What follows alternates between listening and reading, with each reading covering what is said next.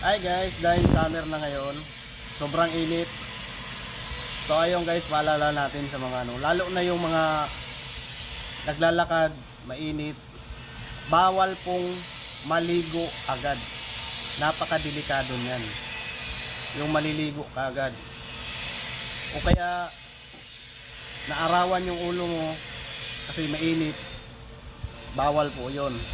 Pwede tayong maligo, wag munang magbuhos sa ulo kasi magkakaroon tayo ng tinatawag natin na temperature shock o pagbara sa ugat, yung mga maliliit na ugat, tinatawag natin na blood vessel. So ayun, Tita Aba, shout out sa iyo.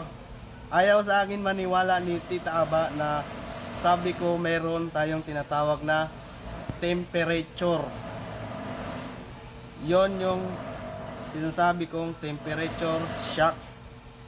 Halimbawa, mainit tapos biglang lulublog sa tubig, bawal yun. Kasi maaaring magbara yung maliliit na ugat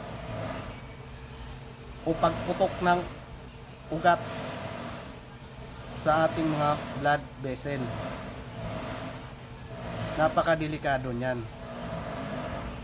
Kaya kung minsan mapansin natin, akala nila heat stroke, diba? Kadalasan sinasabi ay na heat stroke, naligo. Yun na yun dahil sa tinatawag natin na temperature shock, pagbara ng mga blood vessel, yung mga maliliit na ugat. Dahil sa init, tataas bigla yung temperature eh.